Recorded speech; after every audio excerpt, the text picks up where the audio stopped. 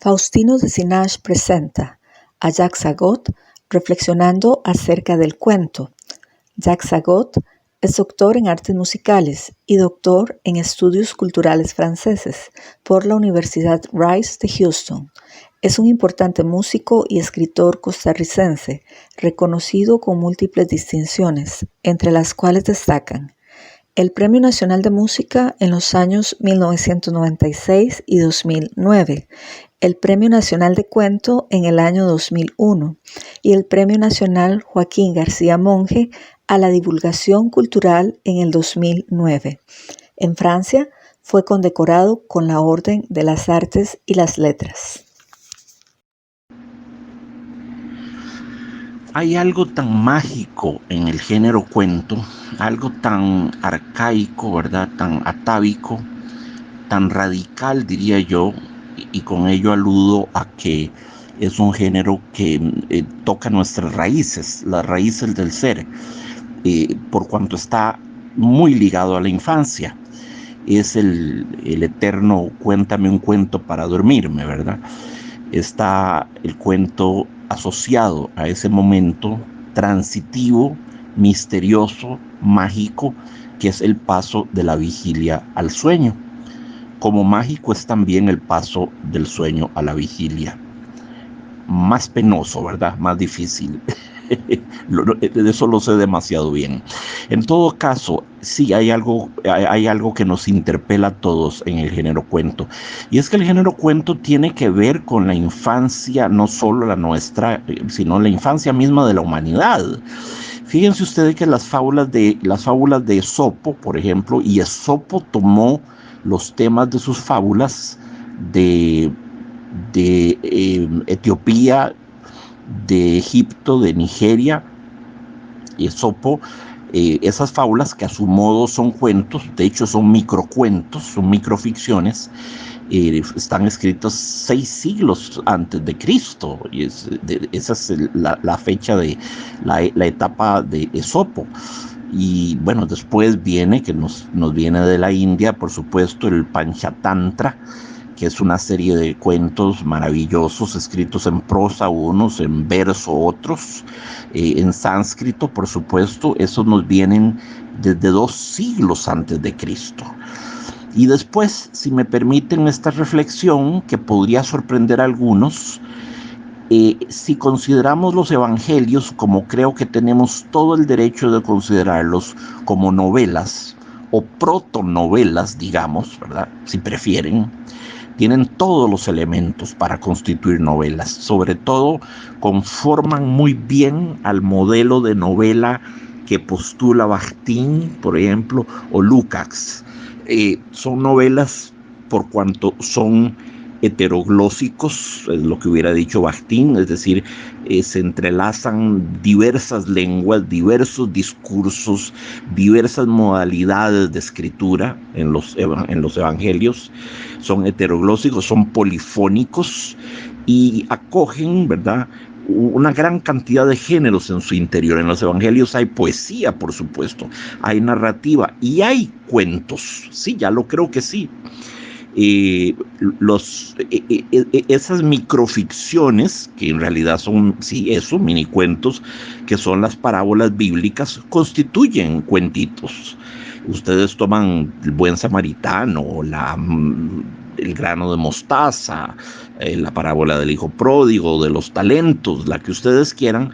Esas parábolas, amén de su contenido moral, ético, religioso, salvífico, soteriológico, teológico, todo lo que ustedes quieran. Quitemos todo eso. Esas parábolas, consideradas como pura literatura, son cuentos, son cuentitos, son microficciones perfectas, maravillosas, gemadas, memorables. El mundo entero las recuerda. ¿Y de cuándo son los evangelios? Imagínense ustedes. Y pronto nos vino también las extraordinarias cuentos de las 1001 noches, son del siglo IX. que son extraordinarios. Las Mil y una Noches es un cuentario extraordinario, ¿verdad? Y bueno, ya en el siglo XIV tenemos los cuentos de Boccaccio, el de Camerón, y un poquito después, también en el siglo XIV, pero a finales del siglo XIV, Chaucer hizo sus cuentos de Canterbury, no los pudo terminar, solo escribió 24 de ellos, pero también es otro cuentario, otro volumen de cuentos memorable. Entonces, ven ustedes, el ser humano ha propendido a contar cuentos, ha tenido la proclividad, la inclinación, casi ritual, diría yo, a contar cuentos. El personaje del cuentacuentos, del abuelo cuentacuentos, como lo llamaría nuestro Carlos Luis Sáenz, es un personaje universal y existe en prácticamente todas las culturas, en todas las sociedades. Hay personajes que se especializan en contar cuentos.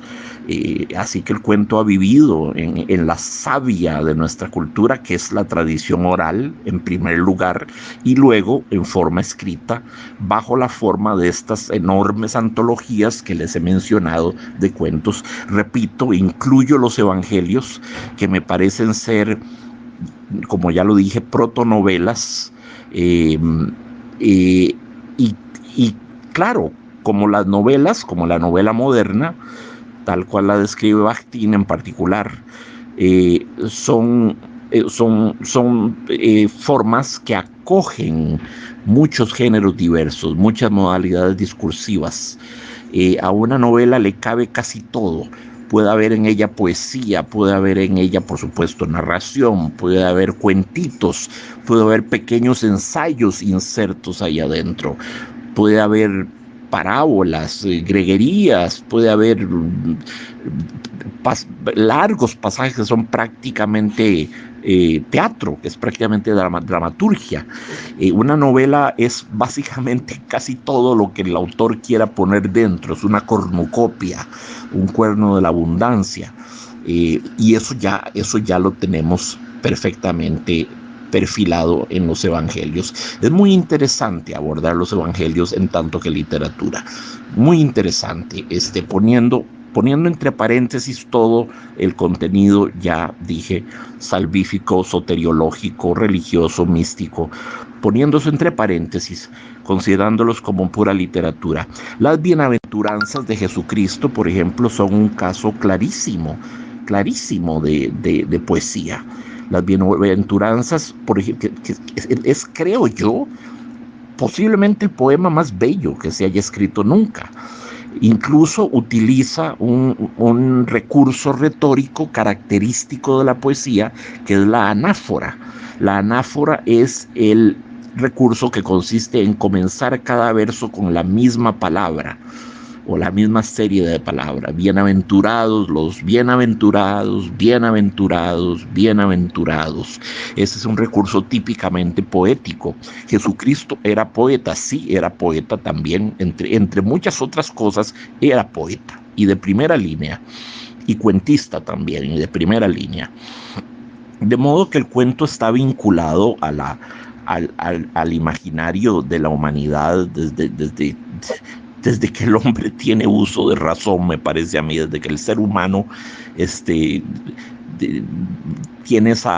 padece, diría casi yo, padece de esa enfermedad que consiste en querer contar cosas, querer relatar hechos, querer compartir experiencias particulares, ¿verdad? Entonces es un cuento. El cuento es un género que está ligado a la infancia de la humanidad, a la adolescencia, a la madurez, quizás a su senectud hoy en día, no lo sé. No sé en qué momento exacto estamos del juego. Estaba pensando en los cuentistas europeos más importantes para mí. Hacer estas selecciones siempre es dificilísimo, porque tiene uno que elaborar el duelo de los que deja por fuera. Y es que prácticamente en la historia de la literatura no hay un solo autor, grande, mediano o pequeño, que haya resistido la tentación de escribir siquiera un cuento, aunque sea aunque sea predominantemente poeta, Rubén Darío tenía cuentos maravillosos. O dramaturgo, o novelista, o ensayista, o articulista, o lo que ustedes quieran, todos sucumbieron tarde o temprano a la tentación de contar cuentos. En la tradición europea yo mencionaría dos nombres que para mí hay una relación de sinonimia entre ellos y el cuento. El primero en orden cronológico es Guy de Maupassant, el francés. Gran escritor del siglo XIX. Escribió centenares de cuentos y algunas novelas que no vale la pena leerlas. Básicamente sus cuentos es lo que lo han hecho inmortal. Y escribió esos centenares de cuentos en los escasos 42 años que tuvo de vida, menos porque su vida lúcida duró menos. Los últimos años los pasó en un manicomio, perdió la razón. Maupassant se suicidó, de hecho, pasándose un cuchillo por la garganta. A los 42 años padecía de problemas mentales muy serios, que posiblemente fuesen producto de la sífilis terciaria, cuando la sífilis ya aparece en su tercera manifestación y afecta el cerebro, se come el cerebro, ¿verdad? En incontables casos podríamos mencionar, pero mientras ese intelecto de Maupassant estuvo funcional, era un hontanar inagotable de cuentos. Maupassant tomaba sus cuentos a menudo de la sección de sucesos del periódico, lo que en francés se llama les faits divers, los hechos diversos, les faits divers. Alguna vez sostuvo que nunca jamás escribió un cuento, por fantástico que pareciese, que no estuviese inspirado en alguna noticia leída en la sección de sucesos del periódico.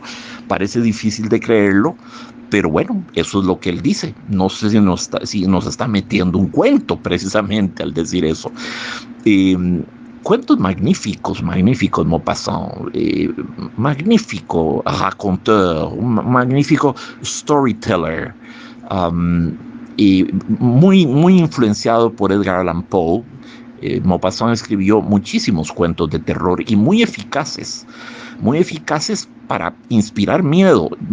Sin duda inspiran mucho más miedo que los de Edgar Allan Poe, lo cual ya es mucho decir. Entonces Maupassant lo pondría yo como uno de los maestros cimeros, los maestros señeros del género cuento, y al otro, por otras razones, el otro que pondría viene después, es Chekhov, Anton Chekhov. Sí, yo sé, uno piensa en Chekhov y la primera que la gente lo asocia es al gran dramaturgo, ¿verdad? El autor de La Gaviota, Las Tres Hermanas, El Jardín de los Cerezos, El Tío Vania, y bueno, todas esas maravillosas obras de teatro que él escribió. Pero también produjo centenares de cuentos y transformó el cuento, lo convirtió en una cosa diferente en sus manos. El cuento adquiere un valor diferente. Me conmueve mucho la forma en que Chekhov retrata a la criatura humana, al pobre animalito humano, tan plagado, tan abrumado por sus propias debilidades, mezquindades, pequeñeces, fobias, obsesiones, monomanías, tristezas solitarias. Con mucha frecuencia he leído en grupos de estudio el cuento del que se llama La Tristeza. No he jamás leído un cuento que cale tan hondo y que responda también al título que lleva, La Tristeza. Es abrumador, es abrumador la cantidad, el quantum de dolor, de soledad que hay ahí, que lleva sobre sus hombros el protagonista, que es un cochero de San Petersburgo. Es incuantificable, es agobiante.